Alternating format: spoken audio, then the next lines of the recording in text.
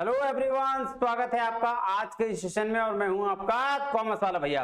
हाँ जी, चलिए करते हैं आज की क्लास की शुरुआत। तो देखिए जी, आज हम लोग का इनकम टैक्स का शुरुआत होने वाला है। रेवेन्यू इंस्पेक्टर में ऑलरेडी हम लोग 30-31 लेक्चर कर चुके हैं, जिसमें ऑलरेडी सारा सिलेबस कवर है। आज जो हम लोग शुरू करने जा रहे हैं इनकम टैक्स, मुझे लगता है वो भी 5-7-10 क्लास में खत्म कर दूंगा। क्योंकि देखो यार, बेसिकली अगर इनकम टैक्स की पूरी पढ़ाई करने लगे तब तो भैया पूरा साल भर निकल जाएगा। और 29 तारीख को है हमारा एग्जाम। तो जो इंपॉर्टेंट पर्सपेक्टिव होगा ना, जो सबसे ज्यादा इंपॉर्टेंट होगा, जिससे एमसीक्यू क्वेश्चंस बन सकते हैं, जो आपके सिलेबस में पूछा गया है, हम उसकी बात कर लेंगे और फिर थोड़ी बहुत चर्चा करेंगे और फिर छोड़ देंगे। अब देखो, सारा क्वेश्चंस बन जाए ये भी जरूरी नहीं है। क्वेश्चंस ऐसा नहीं कि 100 क्वेश्चन पूछा जाएगा तो 100 में से 100 तुम बना ही लोगे, है ना। तो लेकिन फिर भी मैं कोशिश करूंगा वो सारा कॉन्सेप्ट सिलेक्ट करने का जो आपके एग्जाम पॉइंट ऑफ व्यू से बहुत ज्यादा इंपॉर्टेंट है और जो आपके सिलेबस में है। बेसिकली वैसे तो बहुत सारा चीज है इनकम टैक्स में, लेकिन जो आपके सिलेबस में है मैं उसको सब कवर करने की कोशिश करूंगा, बेसिक चीज। ठीक है, चलिए। तो कोई भाई ये कमेंट ना करे कि सर कैसे इनकम टैक्स कंप्लीट हो जाएगा, इतना दिन में कैसे करवा देंगे आप, पॉसिबल नहीं है।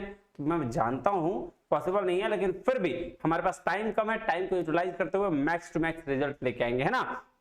चलिए, तो एक तो ये, दूसरा क्या, दूसरा भाई साहब बहुत सारे लोग हिंदी में सवाल करते, भाई हिंदी कैसे बताऊं यार, टैक्स में हिंदी कैसे, और चीजों में हिंदी कैसे, ये तो अकाउंट्स है, टैक्स है, इसमें हिंदी कैसे बता पाऊंगा। ठीक है, तो बोल तो सारा हिंदी से रहा हूं, है ना, तो थोड़ा मैनेज करो, है ना। चलिए, तो फिर शुरू करते हैं यहां से इनकम टैक्स। आइए जी, देखिएगा।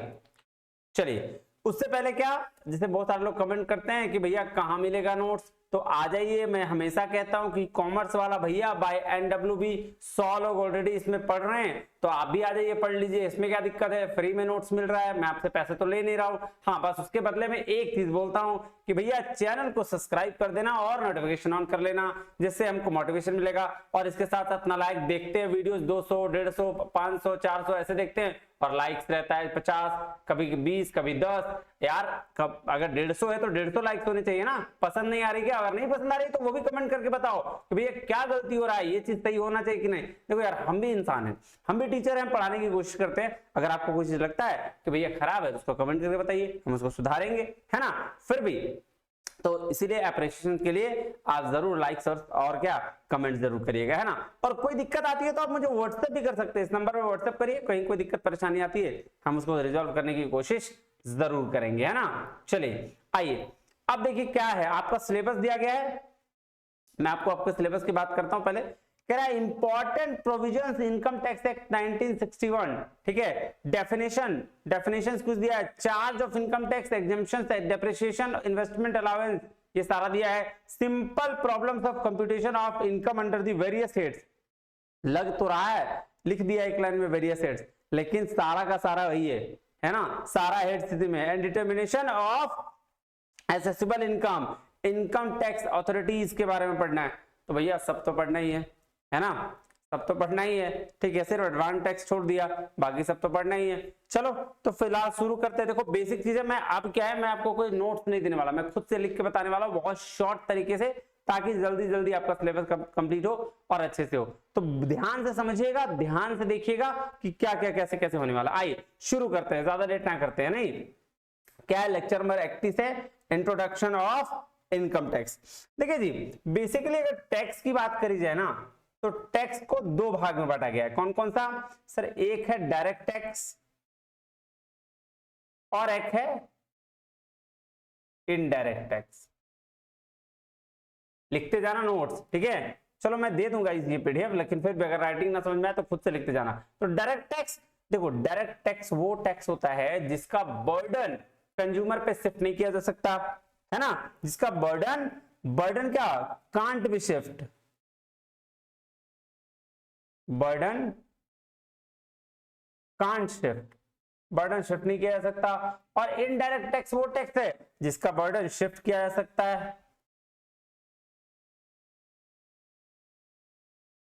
है ना। बात समझ में आया। फॉर एग्जाम्पल के तौर पर क्या, इनकम टैक्स,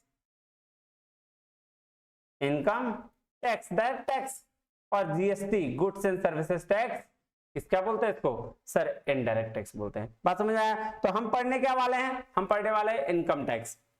आइए, अगर हम इनकम टैक्स की बात करें तो इनकम टैक्स लॉ बनता क्या किस किस चीज से मिलके है? अगर हम बात करें कि income tax law, income tax law, अगर हम इनकम टैक्स लॉ की बात करें तो वो किस किस चीज से बनता है ना? आइए, हम सबको लगता है कि भैया इनकम टैक्स एक्ट 1961 पढ़ लेंगे तो लॉ बन जाता है, नहीं, बहुत सारी चीजों से मिलकर बनता है। देखिए सबसे पहला अगर हम बात करें, आइए सबसे पहला अगर बात करें तो वो है इनकम टैक्स एक्ट, ये तो होगा ही इनकम टैक्स एक्ट 1961, ये तो है। दूसरा और क्या सर, एनुअल अमेंडमेंट एक्ट होता है जो आपका फाइनेंस एक्ट में बन के आता है ना, हर साल आप क्या करते हैं, वित्त मंत्री जो है फाइनेंस एक्ट लेके आते हैं और वो आपका बजट सत्र में, तो उसमें भी कुछ कुछ चेंजेस होता है कि नहीं? तो एनुअल अमेंडमेंट एक्ट है ना, फाइनेंस एक्ट, यहां से भी कुछ चेंजेस होते हैं तो बनता है क्या है, तो इनकम टैक्स लॉ बनता है। Plus income tax rules 1962,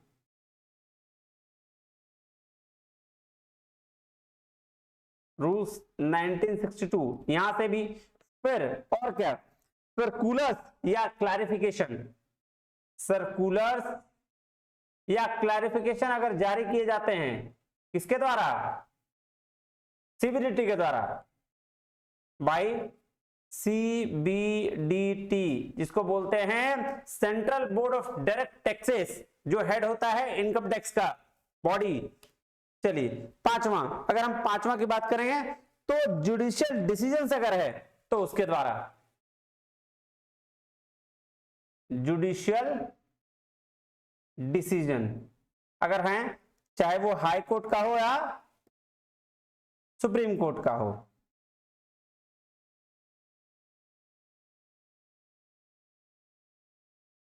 supreme court का हो, है ना। और ये सेक्शन मेंशन है कहां, 25 और ये 1 में, ठीक है। तो ये था भाई साहब आपका, ये 5 जो बॉडी है, ये 5 एक्ट है, इसके तहत क्या होता है, इनकम टैक्स का पूरा लॉ बनाया जाता है, और हम समझते थे इनकम टैक्स एक्ट से पूरा बन जाता है। चलो, तो ये तो था बेसिक चीज। अब देखो कि भैया जो ये मेंशन कहां है, आर्टिकल संविधान में मेंशन होना चाहिए ना भाई इनकम टैक्स के बारे में। तो आर्टिकल नंबर, कॉन्स्टिट्यूशन का आर्टिकल नंबर 246, ध्यान देखिएगा, पूछा जा सकता है, कॉन्स्टिट्यूशन, ओहो सोच रहा हूं गलती कहां हुआ,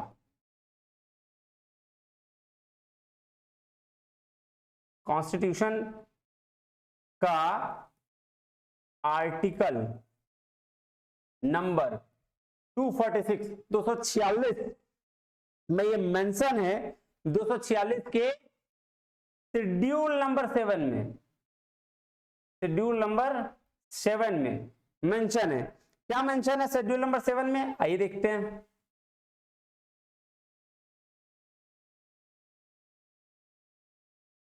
शेड्यूल नंबर 7 में 3 लिस्ट है, एक है यूनियन लिस्ट,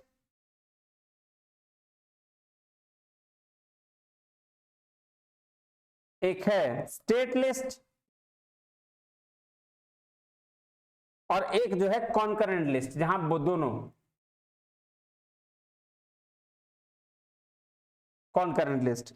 अब बताइए, तो यूनियन लिस्ट इस पार्लियामेंट में होता है, ये तो बात पता ही है आपको, और ये लेजिस्लेटिव असेंबली,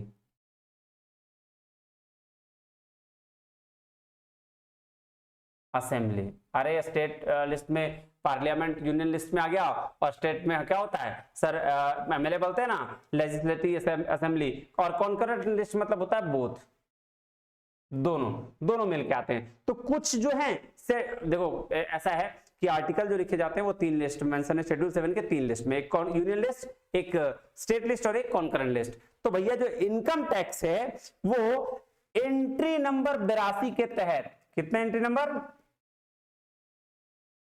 एंट्री नंबर 82 के तहत जो है, जिसमें यह मेंशन है कि इनकम टैक्स जो है टैक्सेस ऑन इनकम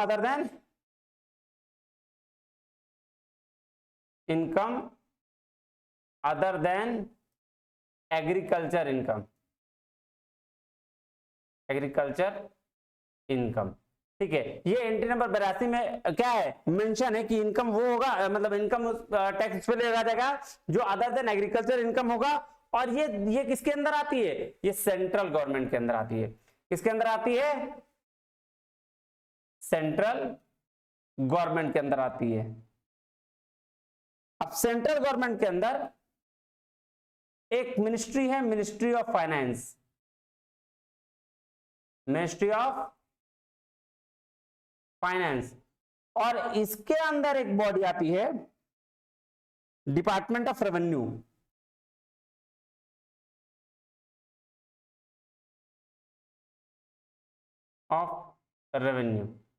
और इसी के अंदर दो बॉडी है भैया, एक है सीबीडीटी और एक है सीबीआईसी, जिसको बोलते हैं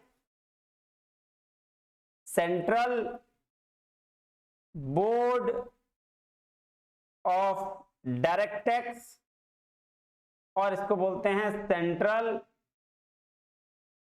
बोर्ड ऑफ इनडायरेक्ट टैक्स। यही दो बॉडी है जो टैक्स के लिए काम करती है। ये बॉडी इनकम टैक्स के लिए डिपार्टमेंट के लिए काम करती है, और ये बॉडी जो है जीएसटी के लिए काम करती है। बात समझ में आया? फिर से एक बार रिवाइज करें, चलो देखो ध्यान से, यहां से देखो, कॉन्स्टिट्यूशन का आर्टिकल नंबर 246 के अंदर शेड्यूल नंबर 7 में 3 लिस्ट मेंशन है, union list, state list, concurrent list. Union list के एंट्री नंबर 82 में इनकम टैक्स के बारे में कहा गया कि इनकम वही का टैक्स वही लगेगा जिसको जो अदर देन एग्रीकल्चर इनकम होगा, और जो अंदर आता है सेंट्रल गवर्नमेंट के, और सेंट्रल गवर्नमेंट के अंदर आता है मिनिस्ट्री ऑफ फाइनेंस, और मिनिस्ट्री ऑफ फाइनेंस के अंदर डिपार्टमेंट ऑफ रेवेन्यू, और डिपार्टमेंट ऑफ रेवेन्यू के अंदर दो बॉडी आती है, सीबीडीटी और सीबीआईसी, इसको बोलते हैं central board of direct tax और central board of indirect tax. Central board of direct tax जो है वो इनकम के लिए है, किसी इनकम टैक्स के लिए, इनकम के लिए नहीं, इनकम टैक्स के लिए, और ये GST goods and services tax के लिए। यहां तक तो बात को दिक्कत परेशानी तकलीफ नहीं है सर। चलिए, तो ये बेसिक चीजें थी जो इनकम टैक्स के लिए के रिगार्डिंग थी, ऑथोरिटीज के रिगार्डिंग थी, और किसके रिगार्डिंग, लॉ के रिगार्डिंग था। अब हम इनकम टैक्स का जो शुरुआत करने जा रहे हैं वो हम देखते हैं टैक्स रेट के बारे में, कि जो अभी इनकम टैक्स का टैक्स रेट चल रहा है वो क्या है। आइए बेसिकली देखिएगा, टैक्स रेट, देखो क्वेश्चन जिससे पूछा जा रहा है मैं वही पढ़ा रहा हूं, तो ये सीक्वेंस मत बोलना कि भाई सर इसमें सीक्वेंस बताइए, इंडिविजुअल का ये क्या वो क्या। देखो जब भी टैक्स लगता है ना तो अलग अलग लोगों पे लगता है, ठीक है, इंडिविजुअल हो गया, हिंदू अनडिवाइडेड फैमिली हो गई, है ना, ठीक है, फिर कंपनी हो गया, कोऑपरेटिव सोसाइटी हो गई, अलग अलग लोगों के लिए लगता है, नेता पॉलिटिशियन बहुत सारे लोगों के लिए लगता है। तो मैं यहां आपको बताने जा रहा हूं, ठीक है, कि किसके किसके मतलब किसको किसको कितना परसेंटेज का टैक्स देना पड़ता है कितना इनकम होने पर, मतलब स्लैब रेट की चर्चा करने जा रहा हूं मैं। बेसिकली किसकी चर्चा करने जा रहा हूं, स्लैब रेट की। तो टैक्स रेट में वही होता है। तो सबसे पहले मैं इंडिविजुअल की बात करता हूं, तो इंडिविजुअल में कौन कौन आएगा, इंडिविजुअल में खुद इंडिविजुअल, एचयूएफ कोई हिंदू अनडिवाइडेड फैमिली का बंदा है, body of individual, artificial judicial person आता है, ये सारा लोग आएगा, तो उसका स्लैब रेट की हम बात करते हैं। आइए एक एक करके इसकी शुरुआत करते हैं। नहीं चलो, तो देखो ध्यान से देखना पहले, है ना।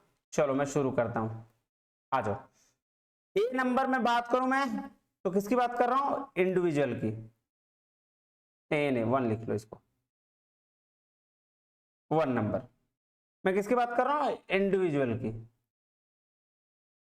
और ये इंडिविजुअल के अंदर कौन कौन आते हैं जी, इंडिविजुअल के अंदर आइए पहला ए नंबर में देखते हैं। पहला कौन, individual, Hindu undivided family, BY body of individual कोई है, या आर्टिफिशियल जुडिशियल पर्सन कोई है, आर्टिफिशियल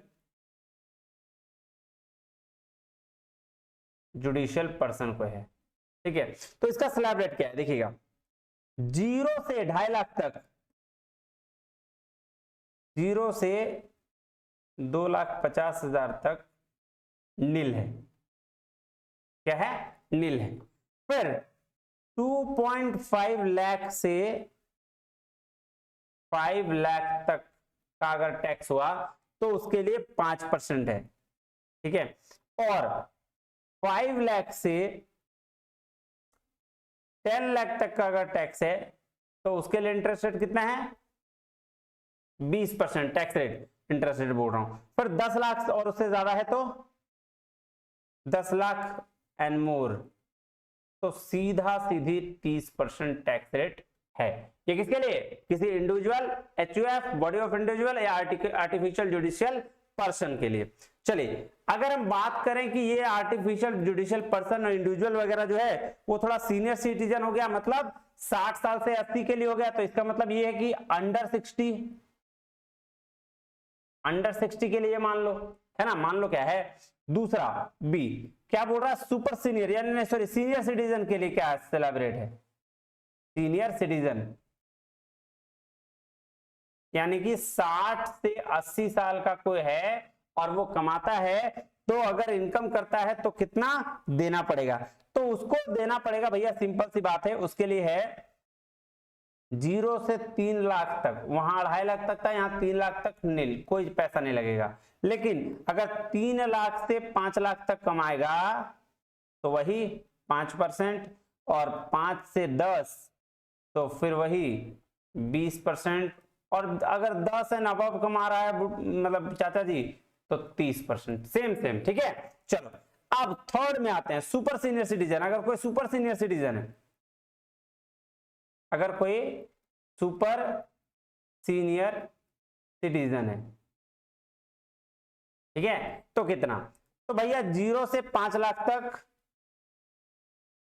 इनके लिए नील है, और सीनियर सिटीजन सुपर सीनियर 80 से अबव होते हैं। ठीक है, नील है। फिर 5 से 10 तक डायरेक्ट आ गया है इनका 20%, और 10 से एंड अबव कमा रहे हैं चाचा जी अभी भी, मतलब इतने वृद्ध में भी, तो भैया 30% सीधा सीधी टैक्स देना पड़ेगा। देखो ये तो था टैक्स रेट। ठीक है, टैक्स रेट मतलब टैक्स देने के बाद एडिशनली जब ज्यादा पैसा हो तो भैया उनको एक और टैक्स देना पड़ता है, जिसको हम लोग सरचार्ज बोलते हैं। इसलिए इसको बोला जाता है tax on tax. Total tax calculate कर लो, एसेबल इनकम हो जाएगा, तो मतलब सारा टैक्स कैलकुलेट हो जाएगा। कैलकुलेशन करने के बाद हम लोग फिर क्या लगा देते हैं इस पर? सरचार्ज। क्योंकि बोल रहा भैया ज्यादा कमा रहा है, और सरचार्ज तब लगता है जब 50 लाख से ज्यादा हो। ठीक है, कितना? 50 लाख से इनकम ज्यादा हो तब सरचार्ज लगता है। ये बात ध्यान में रखिएगा कि अगर इंडिविजुअल या कोई आर्टिफिशियल पर्सन या कोई भी 50 लाख से ज्यादा का इनकम कर रहा है तो एक एडिशनल टैक्स उसको देना पड़ जाता है, जिसको हम लोग बोलते हैं क्या? सरचार्ज। क्या बोलते हैं? सरचार्ज। और उसके साथ साथ 4% का हेल्थ एंड एजुकेशन सेस भी लगाया जाता है। ठीक है, कितना? 4% का। आइए, पहले 3 था, अब 4 हो गया है। चलिए, तो मैं उस सरचार्ज की भी चर्चा साथ साथ करते जाऊंगा कि सरचार्ज में क्या क्या होगा, है ना। आइए, सरचार्ज फॉर इंडिविजुअल। आइएगा जी, कह रहा है if taxable income, if taxable income 50 lakh से ज्यादा, यहां इसको ऐसे कर लेते हैं, टैक्सेबल इनकम 50 लाख से 1 करोड़ के बीच हो तो 10% ऑफ इनकम टैक्स का देना पड़ेगा। कितना? सरचार्ज देना पड़ेगा। चलिए, अगर 1 करोड़ से 2 करोड़ के बीच हो तो कितना देना पड़ेगा? 15% ऑफ इनकम टैक्स। ये एडिशनल टैक्स है, इसको बोलते हैं टैक्स ऑन टैक्स।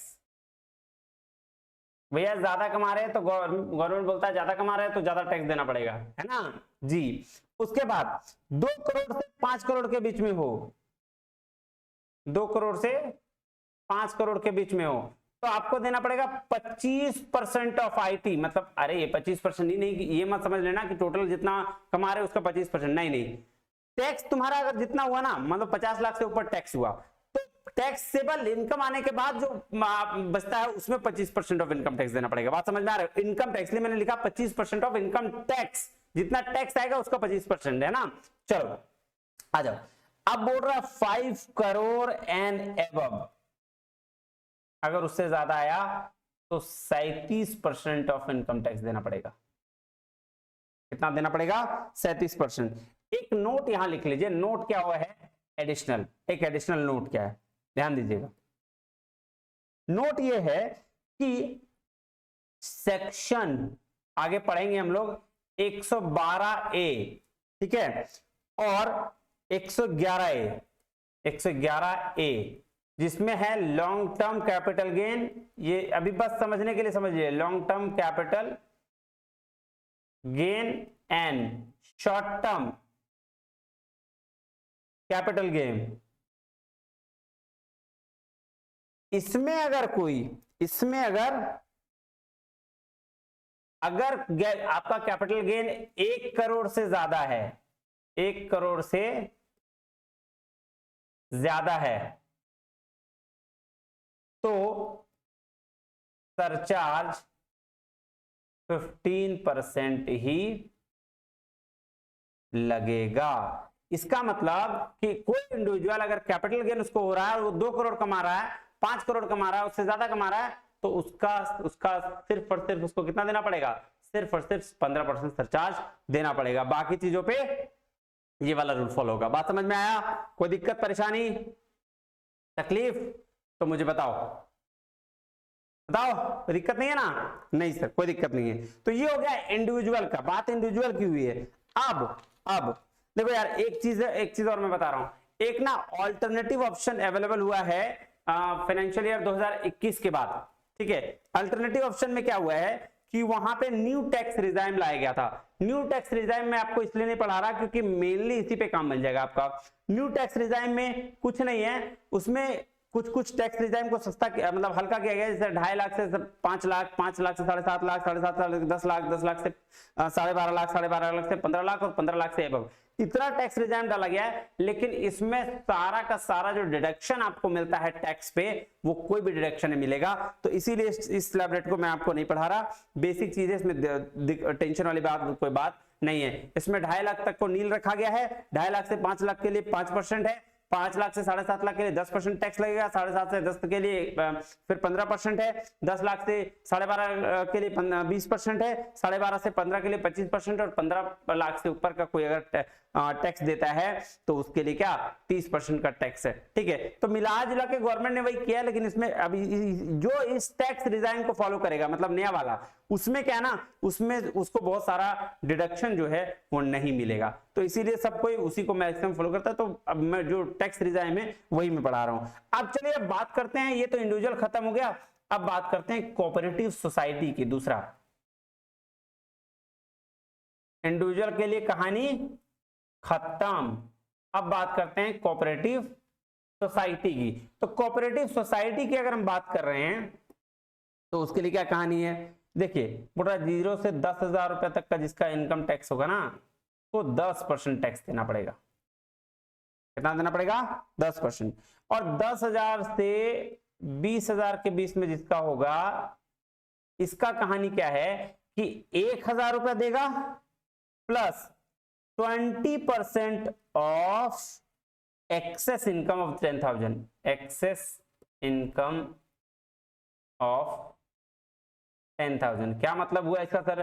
देखिए जिसका 10,000 तक का कोऑपरेटिव सोसाइटी से इनकम है तो 10% टैक्स दे, 10,000 से 20,000 के बीच में है तो वहां पे 1,000 फिक्स रहेगा आपका टैक्स, प्लस जो एडिशनल रहा था, यानी कि 10,000 तक तो 1,000 फिक्स था, 10,000 के बाद से जो भी एडिशनल रहेगा उसका 20% लेंगे, ठीक है। बात समझ में आया?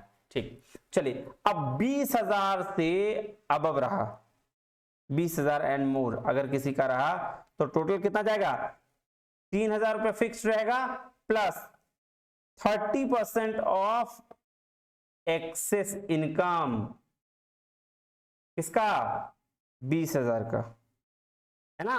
बात समझ में आया? तो जिस तरह से वहां पे था क्या 10,000 से ज्यादा होगा तो 1,000 रुपये फिक्स और 20% एक्स्ट्रा एडिशनल जो भी इनकम हो उसका, मतलब मान लो 16,000 है तो 10,000 का 10,000 से ज्यादा हुआ ना 16,000 जी, तो अब 10,000 तक के लिए 1,000 फिक्स और 6,000 जो एडिशनल होगा उसके लिए 20% यानी कि 1,200 रुपए। 6,000 का 20% 1,200 ही होगा ना, पक्का ना जी? तो उतना उसको टैक्स देना पड़ जाएगा। उसी तरह से यहाँ 20,000 एंड मोर है, मान लो अगर 25,000 आ तो 3,000 फिक्स हो गया, 3,000 फिक्स हो गया और 30% कितना? 20,000 से ज्यादा का यानी कि 5,000 का, 5,000 का 30% कितना? 15, यानी कि 3,000 और 1,500 4,500 रुपए उसको देना पड़ेगा। बात समझ में आया जी सर? चलिए नेक्स्ट चलते हैं। तो अब इसके लिए भी क्या है, एक नोट है, नोट लिखिएगा, बड़ा इंपॉर्टेंट है नोट। आइए क्या कह रहा है, 1 करोड़ से, मान लो कोई बहुत ज्यादा कोऑपरेटिव सोसाइटी और 1 करोड़ से ज्यादा होने पर, अगर ज्यादा हो गया तो यहां भी सरचार्ज देना होगा, होने पर तो यहां क्या होगा? सरचार्ज देना पड़ेगा कितना? 12% ऑफ इनकम टैक्स।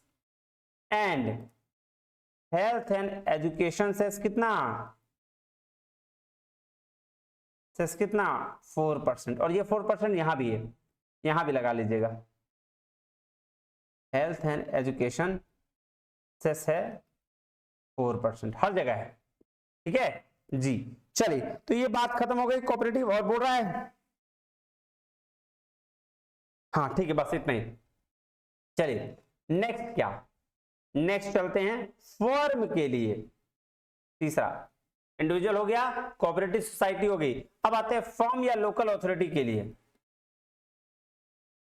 फर्म या लोकल अथॉरिटी के लिए क्या है कहानी, आइए देखते हैं।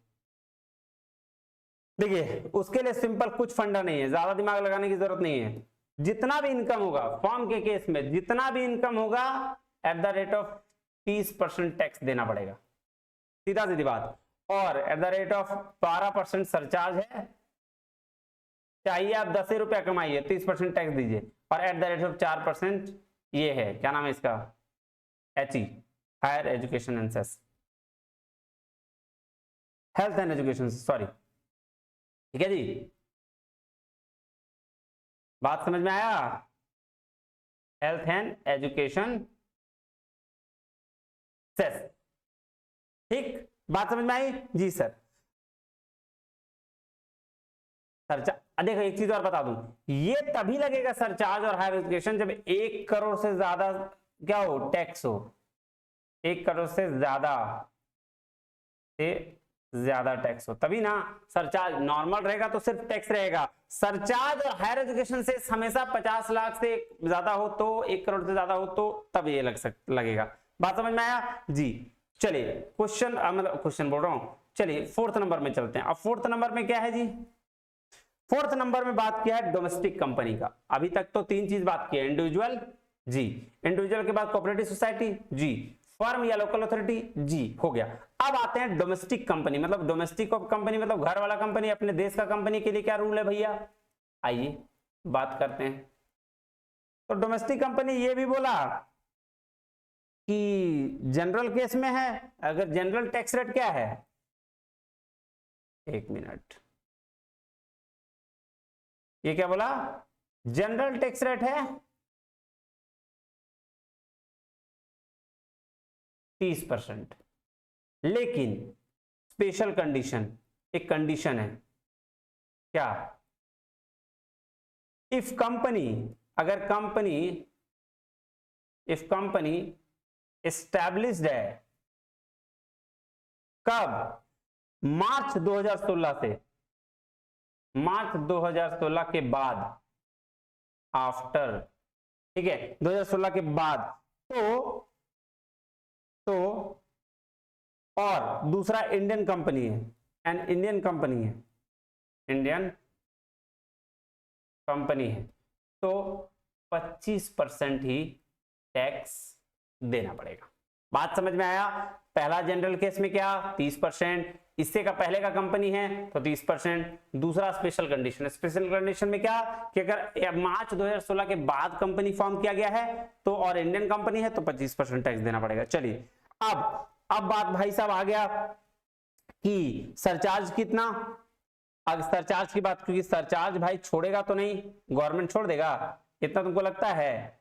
नहीं सर, नहीं छोड़ेगा। सरचार्ज अगर 1 करोड़ से ज्यादा हो, 1 करोड़ से ज्यादा हो तो कितना परसेंट देना है? तो भैया 7% देना है। और अगर 10 करोड़ से ज्यादा हो तो भैया 12% देना है। ये सब है डोमेस्टिक अपने घर की कंपनी के लिए। और हायर एंड एजुकेशन सेस, क्या बोल रहा हूं यार, हेल्थ एंड एजुकेशन सेस कितना देना है? वही 4%। ये हर जगह 4%। ठीक है, चलो तो ये काम बन गया। चलिए अब नेक्स्ट में आते हैं। ये तो हो गया डोमेस्टिक कंपनी खत्म। अब आइए फॉरेन कंपनी पर। चाचा जान फॉरेन कंपनी क्या है के बारे में देख लीजिए कि अगर कोई फॉरेन कंपनी है और इंडिया में रन कर रही है तो उसके लिए क्या कानून है इनकम टैक्स में, आइए देखते हैं। फॉरेन कंपनी, ठीक है जी, आइएगा। फॉरेन कंपनी, इसके लिए टैक्स रेट जो है वो चाचा जान डायरेक्ट है 40%। कितना? 40%। ठीक है जी। चलिए सरचार्ज, अगर कंपनी सरचार्ज के लिए कैपेबल है तो सरचार्ज कितना लगेगा? 1 करोड़ से ज्यादा होगा तो सरचार्ज इसका कम लगेगा। कितना? 2% ऑफ आईटी। कितना? 2%। और अगर 10 करोड़ से ज्यादा हो तो भैया 5% ऑफ आईटी। तो टैक्स तो ज्यादा दे रहा है ना डोमेस्टिक से, तो सरचार्ज कम ही लगेगा। और हायर एजुकेशन एंड सेस कितना? अरे यार हेल्थ एजुकेशन एंड सेस कितना? सर ये 4% ही है। क्या है? 4% ही है। बात समझ में आया? कोई दिक्कत, कोई परेशानी, कोई तकलीफ तो बताया जाए। नहीं सर, कोई तकलीफ नहीं, कोई परेशानी, कोई दिक्कत नहीं। चलिए तो ये हो गया। अब कुछ छोटा छोटा चीज है, उसके लिए कितना टैक्स रेट है वो आइए देख लेते हैं। 6 नंबर में कैपिटल गेन हुआ अगर 112 के अंदर तो 20% गेन हुआ, सेक्शन 112 के अंदर तो 20%। ठीक है, फिर इक्विटी या बिजनेस ट्रस्ट 112A, इक्विटी या बिजनेस ट्रस्ट 112A, इसके तहत तो 10%। ठीक है, चलिए तीसरा, मतलब ये ए है, ये बी है, ये सी होगा। सी में क्या? शॉर्ट टर्म कैपिटल गेन हुआ, शॉर्ट टर्म कैपिटल गेन हुआ सेक्शन 111A, इसके तहत तो कितना सर? 15% का टैक्स देना पड़ेगा। ठीक है, चलिए उसके बाद डी, विनिंग फ्रॉम लॉटरी, अगर लॉटरी से जीते,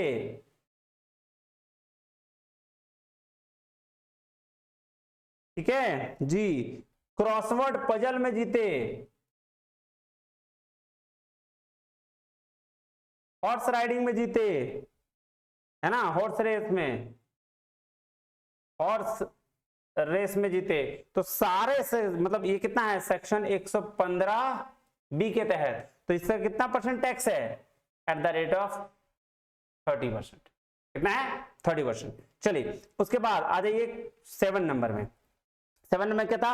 अगर कोई अनएक्सप्लेन्ड इनकम है और आप नहीं बता पा रहे हो, मतलब जैसे क्या बता देता हूं, जैसे मान लो तुम्हारे घर में निकल गया 5 करोड़ रुपया। ठीक है, 5 करोड़ निकला, गवर्नमेंट ने छापा मारा, निकाल लिया, और गवर्नमेंट ने पूछा बेटा बेटा बेटा पैसा कहां से आया? आप बोल रहे हो मुझे नहीं पता कहां से आया, मैं जानता ही नहीं है। तो फिर क्या करोगे? तो गवर्नमेंट बोलेगी बेटा एक काम करो, 60% हमरे हो गया तो हार गया, तो हार पास, 40% तेरा, या तो बताओ कि पैसा कहां से आया तो उतना ही लेंगे, और अगर अनएक्सप्लेन्ड इनकम है तो 60% हमार हो गया। बात समझ में आई? कोई दिक्कत, कोई परेशानी, कोई तकलीफ तो बताया जाए। क्या कोई तकलीफ है? नहीं ना? नहीं। चलो एक चीज और मैं बता रहा हूं, कुछ कुछ का सेक्शंस जो इंपॉर्टेंट हो सकता है, जैसे 5 हेड का सेक्शन है ना, तो उसको मैं बता देता हूं। चलो आ जाओ, ज्यादा लेट तो नहीं हो रही क्लास का? कोई बात नहीं, थोड़ा पढ़ लेना, है ना। चलो, सेक्शंस ऑफ 5 हेड्स, आ जाओ पहला बात करते हैं,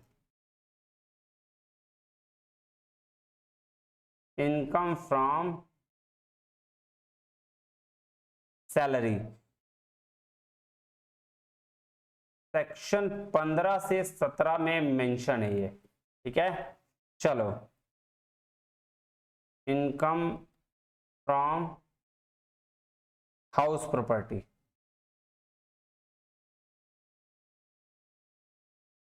ये सेक्शन में मेंशन है 22 से 27।